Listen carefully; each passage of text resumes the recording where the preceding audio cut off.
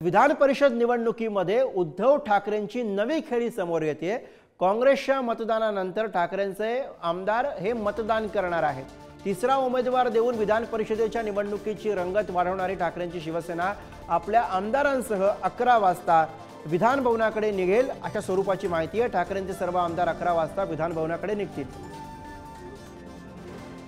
आणि याच विषयी आपण अधिक बोलूया। प्रतिनिधी चेतन सावंत आपल्या सोबत आहेत।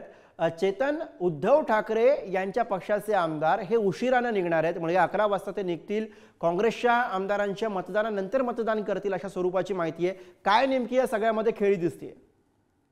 गुरु 11 विधान परिषदेच्या जागेसाठी 12 उमेदवार झाल्याने जी बिनविरोध निवड होणार होती ती आता निवडणुकीद्वारे होणार आहे। विधानसभा सदस्य यात मतदान करणार आहे आणि आपण पाहिलं असेल तर हॉटेल पॉलिटिक्सला आता सुरुवात झाली आणि याच हॉटेलमधून आता 11 वाजता ठाकरेंच्या शिवसेनेचे सर्व आमदार हे निघणार आहेत।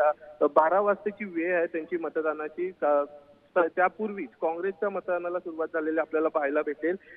खरं तर मिलिंद नार्वेकरांना सुरक्षित करण्यासाठी ठाकरे आणि काँग्रेसने केलेली एक खेळी आहे असं देखील म्हणता तरी वावगं ठरणार नाही। कारण आपण पाहिलं असेल तर काँग्रेस प्रथम प्रज्ञा सातव यांना प्रथम प्राधान्य देतील, म्हणजे फर्स्ट प्रिफरन्सची मतं आहे ती प्रज्ञा सातव यांना देतील आणि दुसरा प्रिफरन्सची जी मतं आहे हे मिलिंद नार्वेकरांना देणार असल्याची सूत्रांची माहिती आहे। मात्र प्रज्ञा सातव यांना मतांचा कोटा जो मतांचा कोटा काँग्रेस पक्षाकडून ठरला आहे त्याच्यानंतर जी 7 मतं उरतील किंवा 7 असतील 8 असतील अंदाजे जी 7-8 मतं जी असतील ही मतं काँग्रेसकडे शिल्लक राहणार आहेत आणि त्यानंतर ही मतं काँग्रेस ठाकरेंच्या शिवसेनेचे उमेदवार मिलिंद नार्वेकर यांना देण्याची शक्यता आहे अशी सूत्रांची माहिती आहे। त्याचबरोबर 3 ते 4 मतं ही काँग्रेसची फुटणार असल्याची देखील त्यांना भीती असल्याचं आपण पाहिलंय। काल कैलास गोरेंट्याल यांनी देखील बोलून दाखवलं होतं।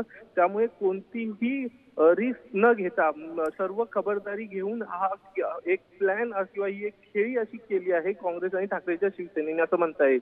गुरु, अर्थात आता किती वेळामध्ये साधारणपणे ठाकरेंच्या शिवसेनेचे आमदार हे त्या ठिकाणी विधान भवनासाठी निघतील आणि साधारणपणे किती वेळ त्यांना तिकडे पोहोचायला लागू शकतो? कारण दुसरीकडे आपण बघतोय की शिंदेच्या शिवसेनेचे आमदार आता ट्रॅफिकमध्ये फसलेले आहेत।